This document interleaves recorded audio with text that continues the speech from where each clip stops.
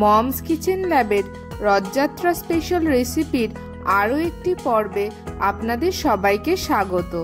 পুরীতে নিত্য পুজোয় জগন্নাথ দেবকে 56 রকমের ভোগ নিবেদন করা হয়।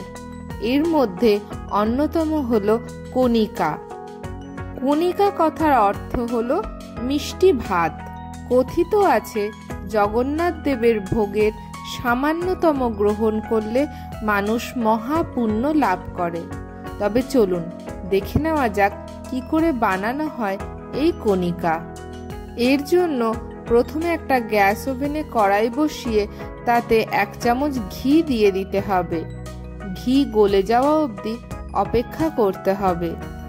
চলুন কয়েকটি মশলার সাথে পরিচয় করাই। এলাচ, লবঙ্গ, দারচিনি, গোলমরিচ, জায়ফল আর জিরে। ঘি গরম হলে সবকটি মশলা ঘিতে ফোড়ন দিয়ে দিতে হবে। মিনিট খানেক ভেজে নিতে হবে। ফোড়ন তৈরি হয়ে গেলে 1 কাপ পরিমাণ গোবিন্দভোগ চাল দিয়ে দিতে হবে।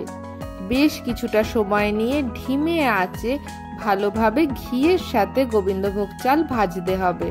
কণিকা অনেক ক্ষেত্রে বাসমতি চাল দিয়েও করা হয়, তবে আমি কণিকা রান্নার ক্ষেত্রে গোবিন্দভোগ চালেরই উল্লেখ পেয়েছি, তাই আপনাদের সাথে গোবিন্দভোগ চাল দিয়েই শেয়ার করলাম। দেখুন চাল ভাজতে ভাজতে চালের রং পরিবর্তন হয়ে গেছে। এবার 1 কাপ চালের জন্য 3 কাপ পরিমাণ জল দিয়ে দিতে হবে। এক্ষেত্রে আমি গরম জল ব্যবহার করেছি। ভালোভাবে মিশিয়ে দিতে হবে। মেশানো হয়ে গেলে পরিমাণ মতন লবণ দিয়ে দিতে হবে। তারপর ঢাকনা চাপা দিয়ে একদম ধিমে আঁচে রান্না হতে দিতে হবে। মিনিট 10 পর ঢাকনা তুললে যখন দেখবেন চাল 80% সিদ্ধ হয়েছে, তখন এতে পরিমাণ মতন গুড় দিয়ে দিতে হবে। জগন্নাথ দেবের রান্নায় মিষ্টির জন্য গুড় ব্যবহার করা হয়।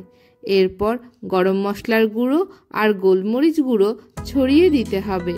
তারপর ঢাকনা চাপা দিয়ে আবারও মিনিট 5-7 রান্না করতে হবে।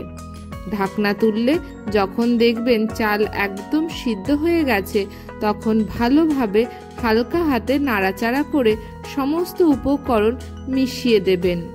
এই সময়ে চালগুলো একটু জড়ানো দেখতে লাগলেও রান্নার শেষে কিন্তু আর একদম জড়ানো থাকবে না।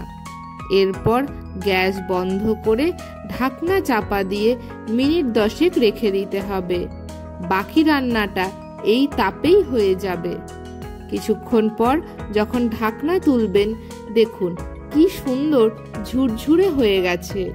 খুবই সামান্য উপকরণে তৈরি হয়ে যায় প্রভুর এই কণিকা ভোগ। এবার মাটির পাত্রে বা কলার পাতায় সুন্দর করে সাজিয়ে দিন কণিকা।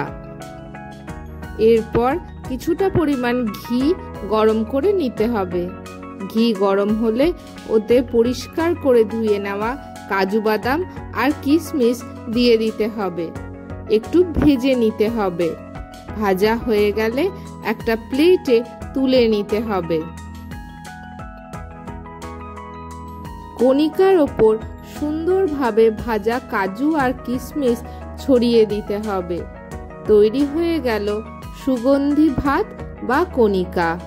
রথযাত্রার দিন জগন্নাথ দেবের উদ্দেশ্যে নিবেদন করে তার আশীর্বাদ লাভ করুন। চলুন দেখে নেওয়া যাক আজকের দ্বিতীয় রান্না।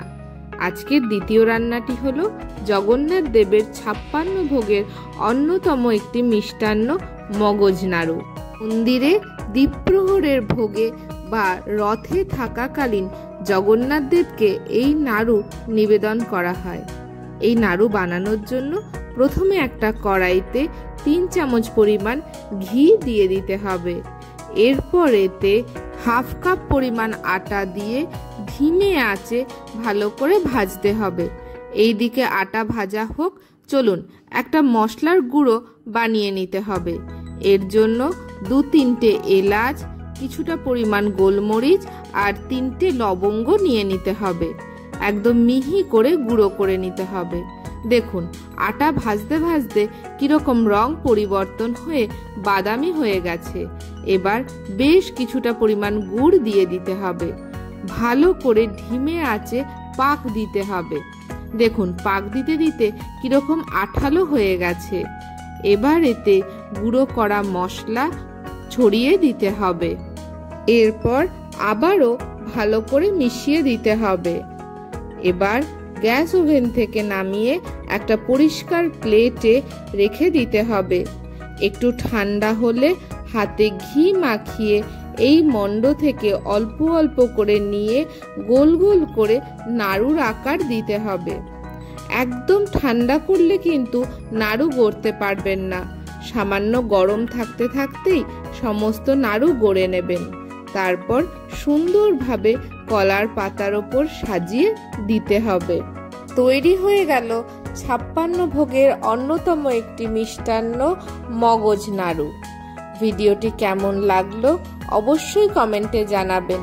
এরকম নিত্য নতুন ভিডিও পেতে মমস কিচেন ল্যাবের সাথে থাকবেন। আজকের মতন আসি, দেখা হচ্ছে অন্য কোনো দিন অন্য কোনো নতুন রেসিপিতে।